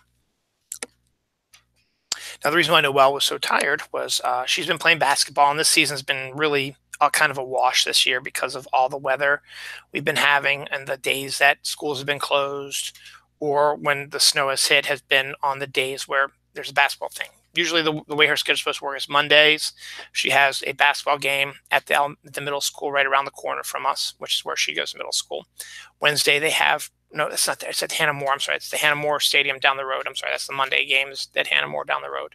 Wednesday is the practice at the middle school around the corner from us, and then Saturdays is games anywhere. They play them. They played them at the middle school. They play them at Windsor Middle School, and they played them at other places as well. So there's been a lot of days, Mondays, Wednesdays, and Fridays, where schools have been closed or the storms have hit and it's just been too dangerous to go out on the roads and stuff like that. And also there have been times where there's been miscommunications with the schools where they've had other things going on in the gym, so they can't practice or have games on Mondays and Wednesdays. And it started off as being all disorganized, stuff like that. So I've been kind of upset and angry about this basketball a little bit, but not much I can do about it. Their season's almost over as of now. It ends at the end of February, so I've only got about like 2 weeks left. Anyway, so she had a game on Saturday, and in these games it was away. It was at Windsor Mill, and they were actually playing against one of the other teams that they know pretty well, and they have to play 20-minute quarters, which is like what they play in college. But luckily they had people so they could rest them, so they wouldn't have to play the whole 20 minutes. Well, first half, Noelle's team went out to a huge 10-0 start, holding the other team to no points, stealing the ball. And Noelle was having a spectacular day. She made a basket, did an assist, had a bunch of rebounds, did a bunch of steals. She sat out for about probably 3 to 4 minutes early in the first half. Now, near the end of the first half, their point guard got her finger jammed, so she had to go out because she was in a lot of pain.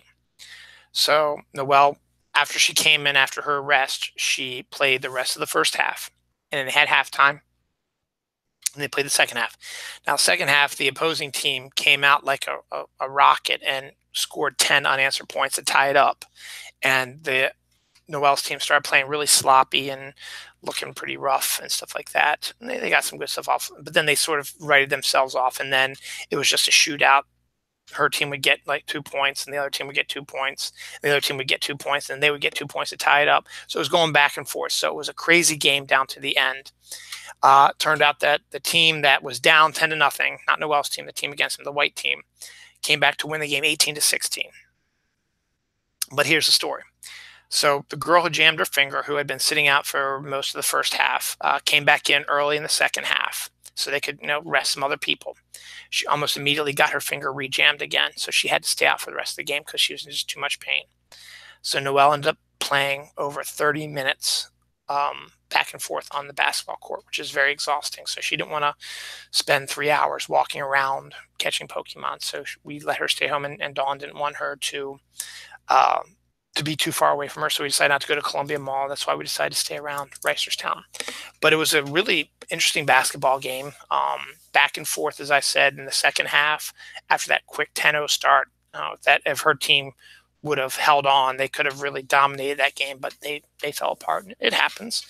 It doesn't help any that you can't rest any of your players, because there were some players that didn't even get a chance to rest. They played 40 minutes because not everybody got a chance to sit before this girl hurt herself, which is not her fault either. So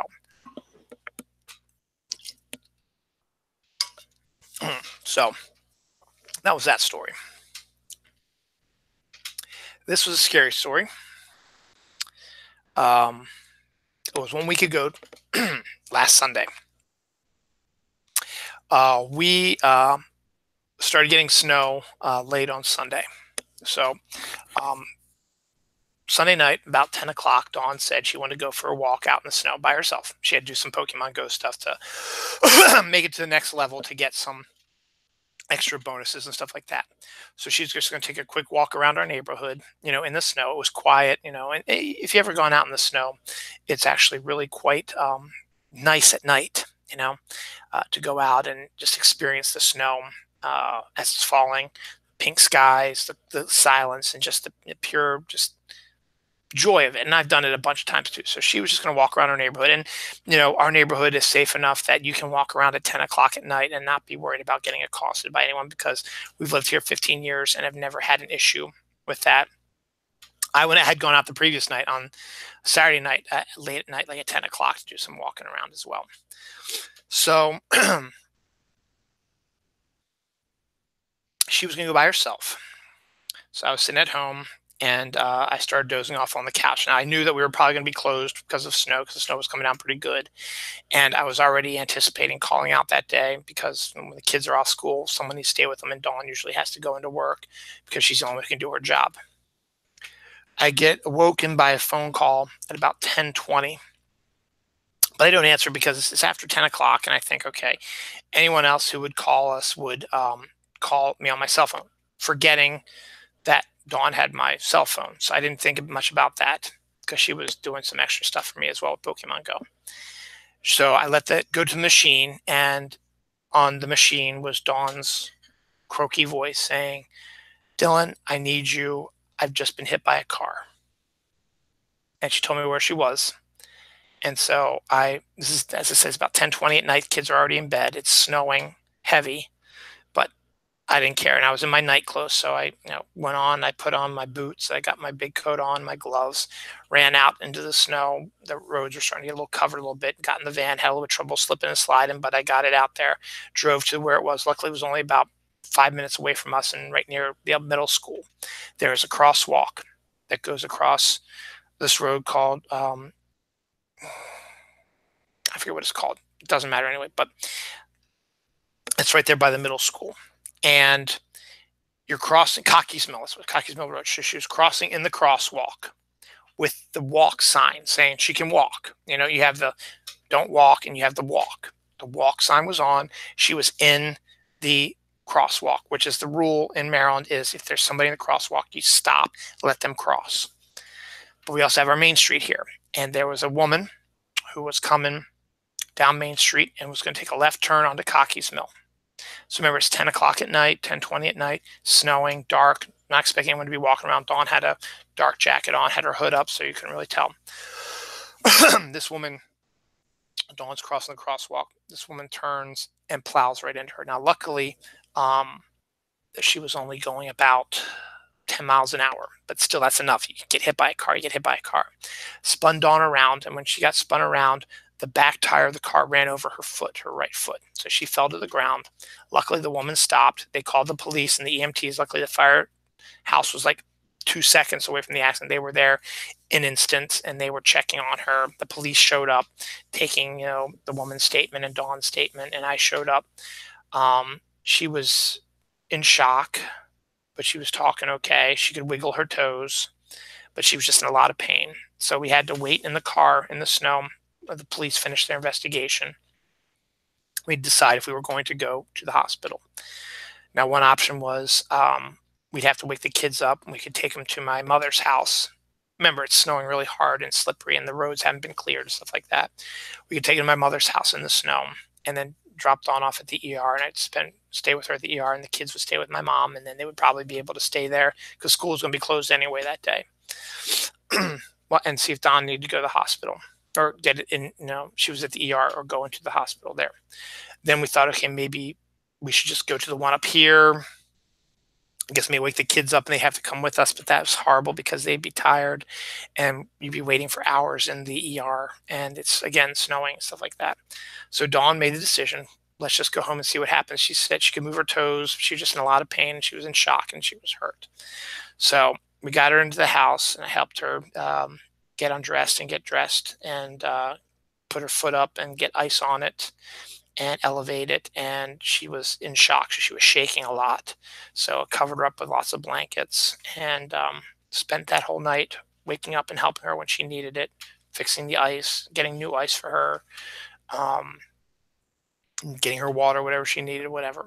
And then that Monday, since schools were closed, the kids could stay home by themselves for a little bit while we went to the urgent care. So we went to urgent care, Dawn and I, at like 12 o'clock in the afternoon. The roads had been cleared by that point. Snow was still coming down, but it wasn't as bad as it would have been the previous night. Went to urgent care. They took the x-rays and talked to her and discovered there was no bones broken in either her foot or her ribs, which is where her most pain was. But, she needed to keep her feet elevated. The swelling was huge and she had to have ice and she wasn't going into work for the whole week. So we also had off Tuesday because of snow as well. So I took Tuesday off to help take care of her. She got crutches and walk around and get her oriented, stuff like that. Then Wednesday I had to go back to work, and the kids went back to school, so I had to take them to school. And she was by herself for a while. Then her folks came up to take care of her, but she was starting to walk without the crutches and getting better. And then Thursday, which was Valentine's Day, my mom came up and spent some time with her. And then Friday, she was all by herself. So her ribs have started hurting again recently, but her foot seems to be not as swollen now. We have to have a discussion about what's going to happen next week because I start a project at work on Tuesday, and I have to be there at 7:30. It means I can't take the kids to school, and she's going to have to drive, and her right foot is hurt, so we haven't even attempted to drive yet.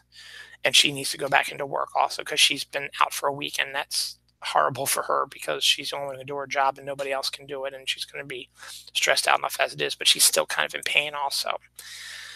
And tomorrow is President's Day, so we don't know what we're going to have with coverage. I'll call my mom later, see if she can come up, but it's going to be icy though. That's the problem. She's probably not going to come up though. I think we can probably convince the kids to stay home by themselves tomorrow. We'll work about that later, but I can't. I have to go to work. So that was kind of scary because, when you hear someone's been hit by a car, she could have been killed. She could have been horribly mangled.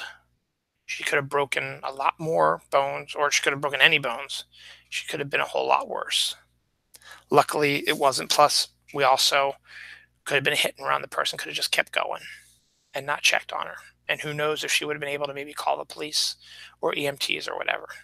I think she would have been able to because she was able to call me, but she was still in the shock and she was hurt, and it was snowing and it was a mess. So it was a really frightening, really scary Sunday and kind of a rough week. But she seems to be doing okay. She's undecorating the tree right now. Yeah, we still have our Christmas tree up. So that's what's going on with that.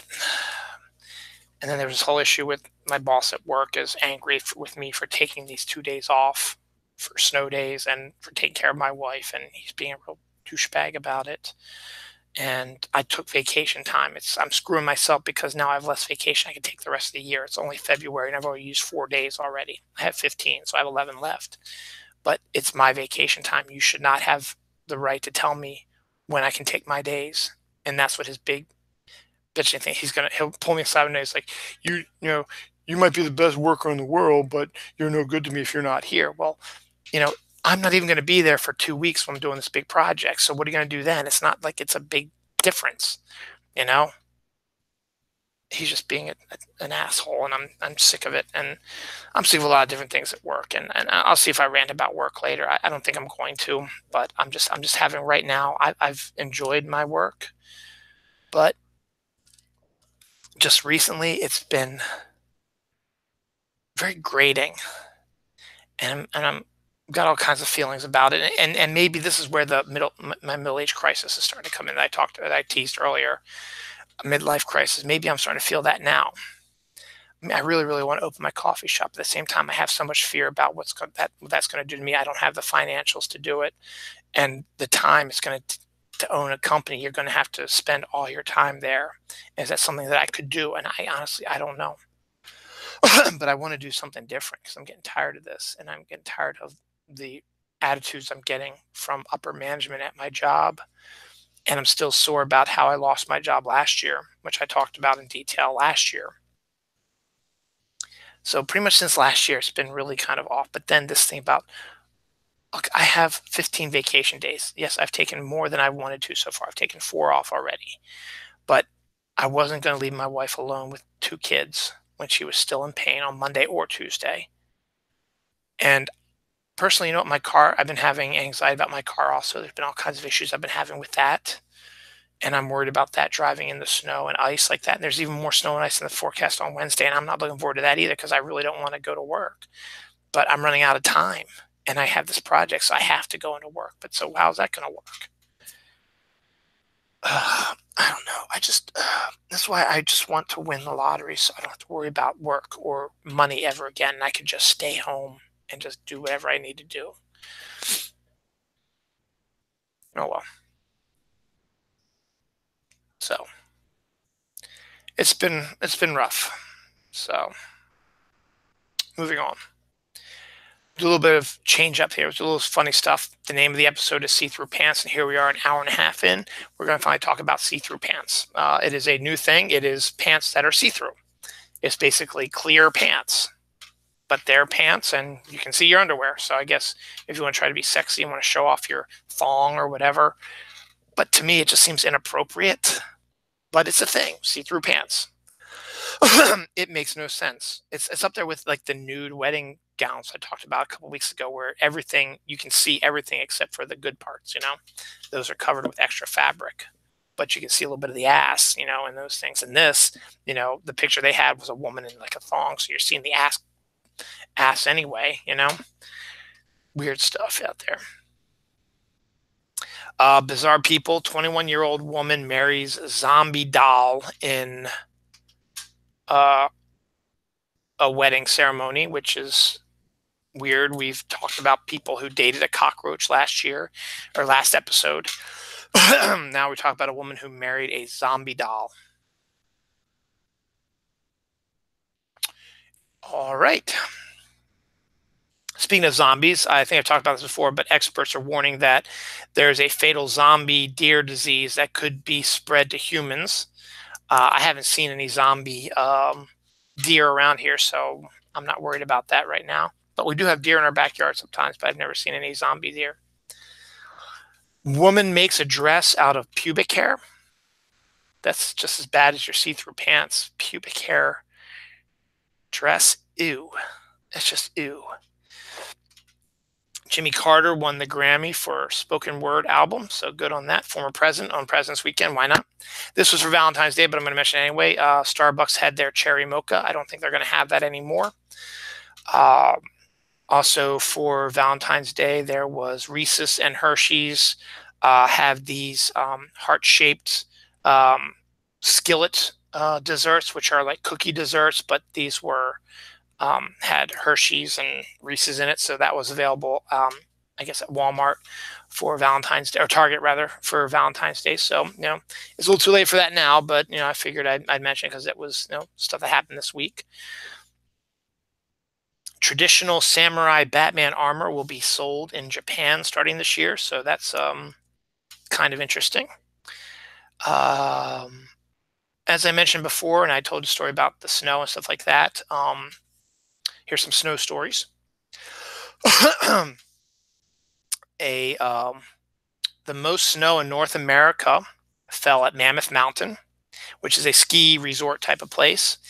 Because of the amount of snow that they got this year and are probably going to still get over the next few months, Mammoth Mountain ski usually closes for the summer because they don't have any snow. Well, guess what? Because they have so much snow, and I don't think they do the artificial snow that a lot of other ski sites do. Well, guess what? Because they have so much snow right now, they're going to stay open until July 4th this year. So that's Mammoth Mountain. So if you're a skier, hey, check out Mammoth Mountain. Oh, speaking of the food stuff, real quick, chicken and waffle cereal and maple bacon donut cereal is available at Walmart. So if you are interested in any of that, there you go.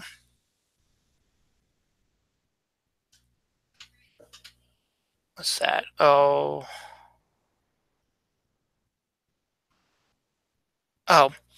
a heartbroken beagle who lost her puppies has adopted a possum, and they're now best friends. That's a cute little, fun, nice little story about animals working together again. So pretty cool about that. A pot smoker group of pot smokers who went into an abandoned house to light up and smoke some pot without being busted by the cops, discovered a tiger in an abandoned house. So somebody abandoned a tiger in this house, and that's just awful in general. But how would you like it if you were going into an abandoned house to smoke some pot and there was a tiger there? Might not have eaten anything in a while. I was looking at you like you were supper. Crazy. Game of Thrones is going to get their own sneaker line from Adidas. The final season of Game of Thrones is coming out in a couple months, and big fans of the show. If you're going to miss it, why don't you go ahead and buy some Game of Thrones sneakers from Adidas. Tinder for cows is a thing now, which will match livestock. In the mood for love. I guess it sounds silly, but from a farmer perspective, and I guess I skipped over the other snow stories I was going to do. I won't do that in a second. But from a farmer's perspective, if you need to find a way to stud or get new cows or whatever, why not try to figure out, with other, farms, hey, do you have a cow that wants to get laid and have some babies? I got a cow who needs to get laid also and have some babies, so why don't we share that? That's pretty good. Sorry about the snow thing. Snow has fallen in Hawaii State Park for the first time ever. Again, climate change, stuff like that. So it has fallen before in some of the mountains, but this is the first time that it fell on the ground in the state park and not just up in the mountains. Snow sledding is a big thing out when it's snowing, and now you can do it in massive pool floats. Last week, I talked about I guess it was a 9-foot pool float you can put in your pool, which to me is like, how are you even going to fit anything else in the pool? Well, now you can take those pool floats and you can go down streets in them and have multiple people sledding with you. So it's a multiple type of thing you can do. The Toronto Argonauts, which is a Canadian Football League team, has signed player Poop Johnson, which is his real name. I just wanted to say Poop Johnson. And speaking of the last bit of snow and ice, Frozen 2 is the next big trailer. It's going to make a ton of money this November. They released the first teaser of it. No music, no dialogue, just a few different shots. You've got Elsa, who is the ice queen who can control ice with her hands, trying to run across a bunch of waves, and she keeps failing. We don't know why that is. We get shots of autumn scenes. We get shots of Anna and Sven and all the other characters and the snowman and all that stuff, and you get to see a whole bunch of just other sequences, but no dialogue, and a little bit, just some bit of Elsa going doing some sort of song, and then it ends with Anna pulling a sword on somebody and like rushing at them. So it was actually a pretty good teaser and got me interested in when to see the film. So go for it. I think that's all the is that all the snow and Valentine's Day stuff? What is the hell did I write there?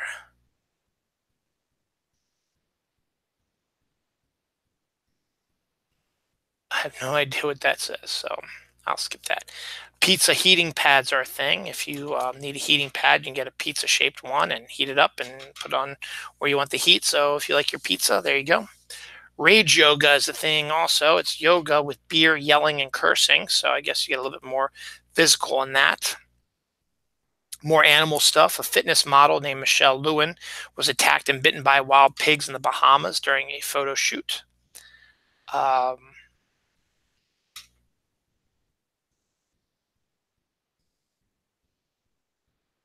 have no idea what that says.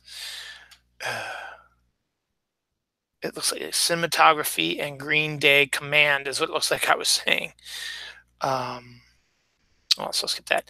An inflatable jacket vacuum dries your dog when they are wet. What absolutely the hell did I write there? I have no idea what that is. There's an error there saying, what the hell did I write there? Teen Googles a difficult customer. So, if you've ever been working at a store or customer service or whatever, and you have an asshole for a customer, which you get, and you can't be a dick back to them because then you're going to get in trouble. Well, after this person left, the teen, in a fit of anger, decided, let me just check on this guy and see who he is and see if I can, mess with him or whatever. So he Googled the guy's name and discovered that he's wanted in Georgia for a $1 million Super Bowl scam. And I guess he informed the police where he was, and I think the guy got arrested eventually. But you just got to watch out who you piss off. Crank Yankers, the TV show, was on Comedy Central, I guess, early part of this century or in the 1990s or whatever, about a bunch of puppets voiced by stand-up comedians doing prank phone calls. Will be coming back in a new revitalization on Comedy Central, so new episodes of Crank Yankers will be coming soon. Basketball news, nice guy, Luka Doncic, I guess, basketball player from the Dallas Mavericks, was pushed into a young boy during a game who was sitting courtside. And, you get pushed, you're a heavy basketball player, probably 6'7". He hit the kid and hurt the kid a little bit, not on purpose, and just, and the kid was a little upset, and he was young. He's probably about 5 or 6 years old. So he was upset and crying, and his mom was trying to comfort him. And Luca was so upset. He stayed with the kid and tried to, see he was okay and stuff like that. And then eventually he had to get back to go to play. And the kid was fine and kept watching the game. At the end of the game, Luca came over to the boy and took off his uniform and signed it and gave it to the boy because of that. So, it's a good move on that part for him. This is kind of an interesting long story, but a couple moves into a house that was previously owned by another couple. It's fine. It happens all the time. And a few years down the line, like, yeah, you know what? We need to remodel this house a little bit. So they started tearing up the carpet in this one room or whatever, and wanted to get some hardwood floors or new carpeting or whatever. So as they're pulling up the carpet, they discover something interesting. Taped to the hardwood floor underneath it is a picture of the previous couple who owned the house, with a little sign next to it that says, "Hi, we're the such and so." I forget their names. The couple who had lived there before. Detail a little bit about them. They said, if you if you see this, you're obviously remodeling our house. Why are you unhappy with how we remodel? Sort of like a little joke. It was a little troll joke type of thing. It was kind of funny. Just the fact that someone would go out of their way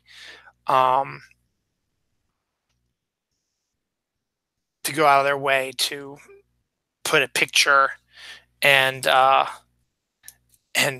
little note next to it, knowing that maybe full well this person might never pull up the carpet and remodel the house.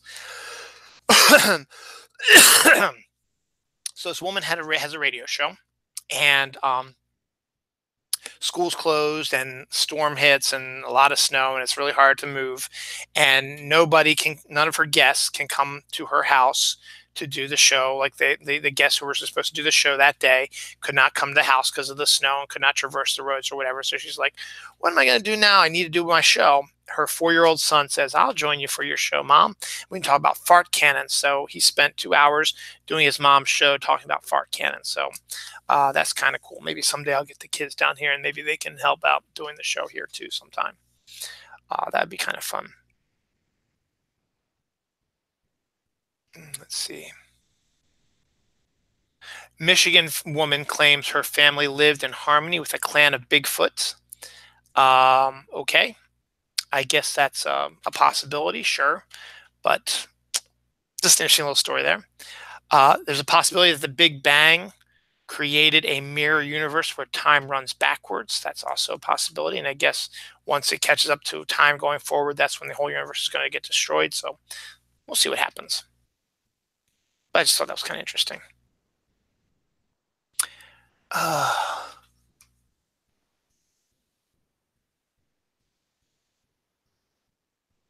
This is driving me crazy.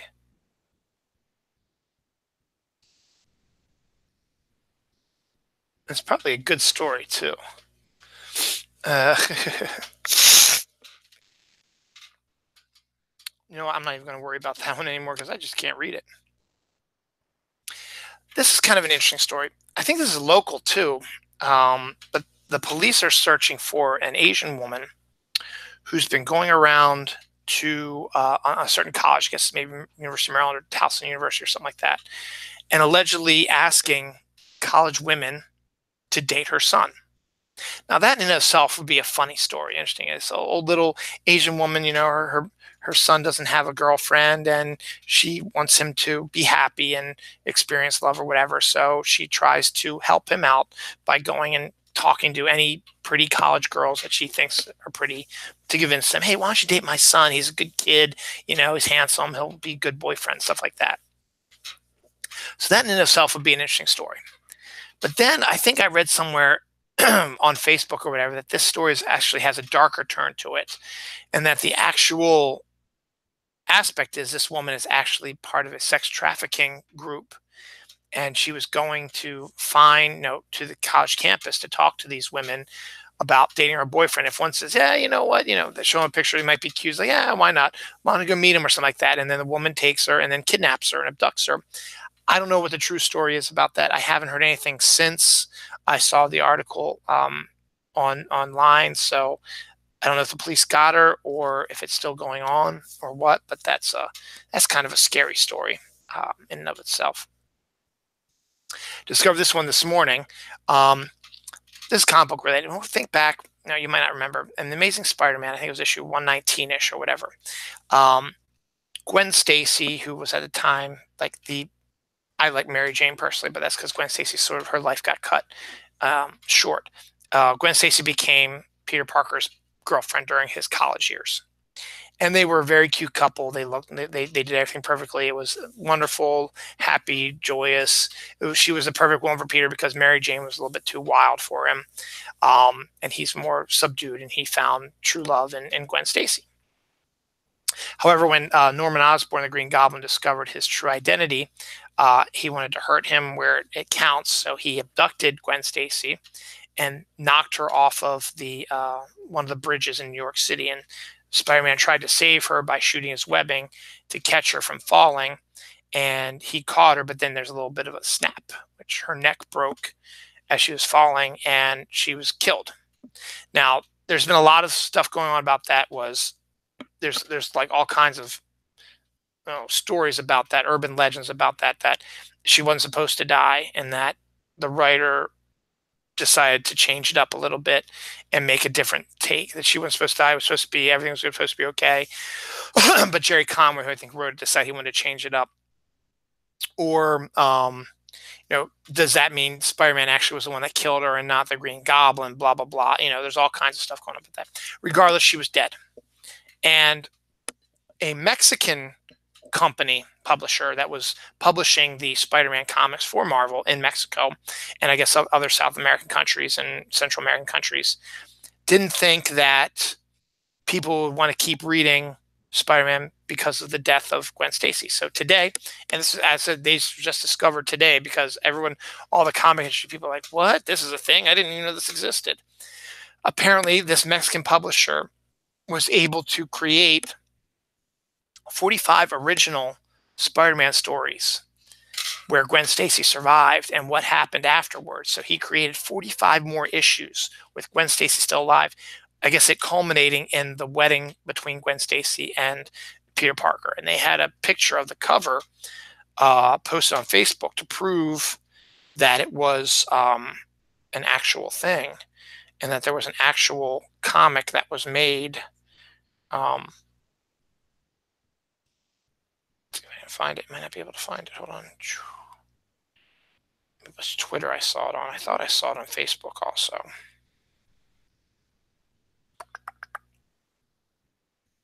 Let's go a little bit further down the line, see if I can find it. There it is. So this was actually a cover that was printed in Mexico with Peter Parker marrying Gwen Stacy. So 45 issues were produced by this Mexican publishing company with Spider-Man in it and Gwen Stacy and Peter Parker. And they've never been released before in the United States. Obviously, for obvious reasons, that is technically, it's fan fiction, but it's also technically they took a copyrighted character and made their own stories about it, and probably didn't give Marvel anything for it. So now all the comic creators who didn't know this existed, Kurt Busiek, Gail Simone, a few others that I follow, it's sort of like, this needs to be collected now so we can read it and see what it is all about. So here's hoping maybe we'll get some get it taken care of. But this was written back in the 60s when in 60s or 70s when this happened. So let's cross our fingers and see if we can see that. If we do, I will probably pick it up and you will see it on my Comic Haul show, which we will be covering after the show. I might be almost done here. I think we're going to end on some Hellboy beer. Yeah, I'm not going to rant about work. I did a little bit of a rant about work. I could do a whole episode about why I'm angry, but I'm going to try to get through some stuff and hopefully get over it and either find a new job or whatever. We'll see what happens. And for the most part, I still like my job, but I'm not gonna rant about it anymore. Yep, the final story for today, according to this, is the Hellboy craft beers. Now, there was one beer that came out that was Hellboy related years ago that was like a cinnamon sort of flavored type of beer. And that's the first I heard of it. I'd never really heard about it. But this is something in general. This year marks the 25th anniversary of Hellboy. I'm sure I'm going to cover that down the line when the actual anniversary happens. We also have a new movie coming out in April with Hellboy. Anyway, this Oregon craft beer company decided they were going to have a little bit of fun with this. So they created 6 new craft beers that are Hellboy related, and each one is based on a character in the Hellboy lore. Now, the first one that's going to come out is the Big Red Brew, which is going to have maple syrup and pancake sort of taste to it, because one of Hellboy's favorite things is pancakes, as he calls it. So that makes the most sense about that. Then Liz Sherman's, who's the fire starter, she's got the Mole Chili Stout. Johan, who is sort of the ghostly type of one, is the Citrus Wit Beer. Abe Sapien, which is the aquatic type, is doing the Indigo Blue Fruit Ale. The Blood Queen, who's like the bad guy of the movie, is going to have a Cranberry Yuzu Sour Beer. And then the doctor who raised Hellboy has a British barley wine. All these are going to be released from a craft brewery in Oregon. They are limited to 666 cases. And the alcoholic content in all the beers, except for the British, the doctor who raised Hellboy, are 6.66%. Whereas the doctor that raised Hellboy is 9.99%, which is 6 inverted. Kind of neat, and it might be interesting to check out and taste the maple pancake one. We shall see. And I just finished my. That's actually pretty good stuff. I might pick up some more later. They had different types, and I'm going to pick that up maybe. And that's it. That is it for this episode of Dylan Knows, except for the anniversary stuff and the Check I days. There's a big anniversary today. Bill and Ted's Excellent Adventure is 30 years old today. It was released this week, 30 years ago. I would probably do a Bill and Ted thing later on this year. It's still going to be 30 years regardless, but this is the week it came out originally. So do yourself a favor, check out some Bill and Ted. The 3rd movie is supposedly being worked on right now. Keanu Reeves is on board, as is Alex Winter, and it's supposed to detail them writing the song, because they haven't written the song yet. They're supposed to, change the universe, so they're starting to get panicky a little bit. But this week has also released a whole bunch of other really good stuff. You know what came out a year ago this time? Black Panther. Believe it or not, it's only been a year since it's been out, and this week was the week it came out. So celebrate Black Panther with possibility of a Academy Award winning next week, maybe. Wildcats, the Goldie Hawn, Wesley Snipes, Woody Harrelson movie. I think Woody Harrelson's in that one. About a female football coach. Came out in 1986. It's a pretty good film. Underrated. A lot of people don't know about it. Happy Gilmore, the Adam Sandler movie that really took off after Billy Madison and Happy Gilmore back to back really skyrocketed Adam Sandler to stardom. That came out 23 years ago this week.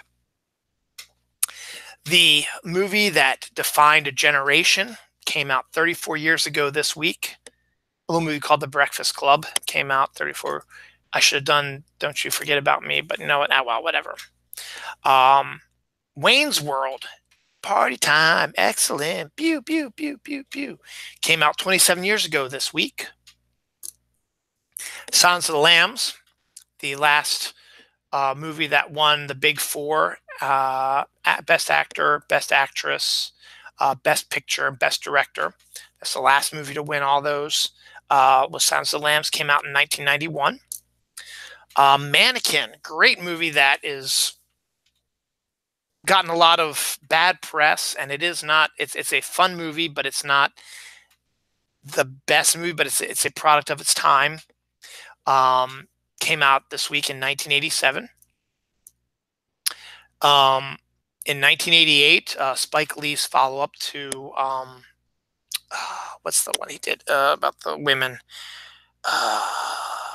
Shoot, his first movie was not Do the Right Thing. That's his most famous one. This was I read the screenplay for it. It's She's All Right or something like that. I forget what it is. But the follow-up is he made a movie called School Days, 1988. His same sort of frenetic style, and this is before Do the Right Thing. But this was more about life on a black college campus, an all-black college, and is actually quite an interesting look into what an all-black college would be like. Well worth time, and it's another one that's sort of kind of underrated a little bit. Over the Top came out in 1987, same time as Mannequin this week. That's the one with Sylvester Stallone as an arm wrestling champion, and who knew that a final arm wrestling battle would be so gravitas and dramatic, but they turned it into that. And I think I got to find that song. There was a really good night, because 1980s had a great movie song period, and there was a song, I think it's like Peter Cetera or something, sang that was fantastic for Over the Top. I gotta look that up and see if I can find it after I get off the air. And is that it? That is all the movies that came out this week. Let's do Check Eye Day real quick.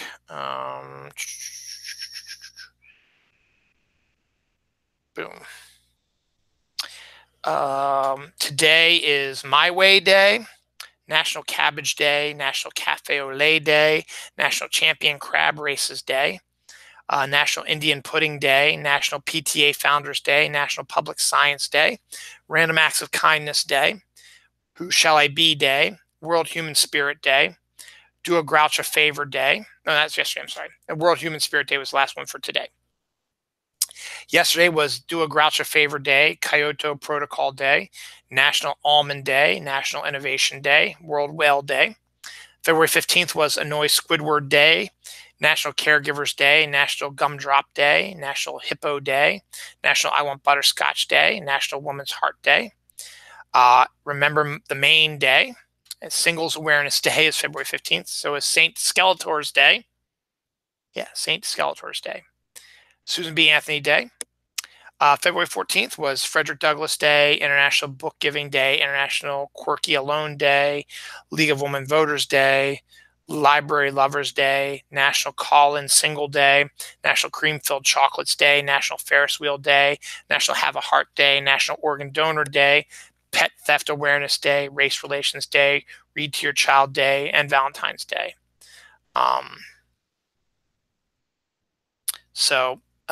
That's all for those. Now let's see if we can find tomorrow's. Let's go back to the Check Eye Day website, because they haven't posted tomorrow's yet. So the Check Eye Day website. So the 18th is cow. Oh, that's the one we talked about last year. Cow milked while flying in an airplane day. Crab Stuffed Flounder Day, National Battery Day, National Drink Wine Day, and President's Day. Thumb Appreciation Day. And that's it. So cow milked while flying an airplane day is tomorrow. Fantastic. If at my coffee shop, that thing's going to be crazy. I'm gonna celebrate that every year. So crazy. All right.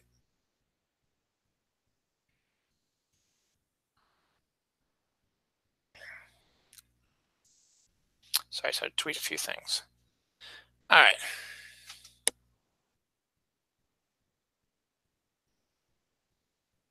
And that is the end of the episode finally. Now stay tuned for a new episode of the Comic Hall. We get to see the new comics that came out this past week, and I will see you next weekend. I think it's Academy Award weekend. I'm not sure. I'll do something next weekend. We'll see. Bye now.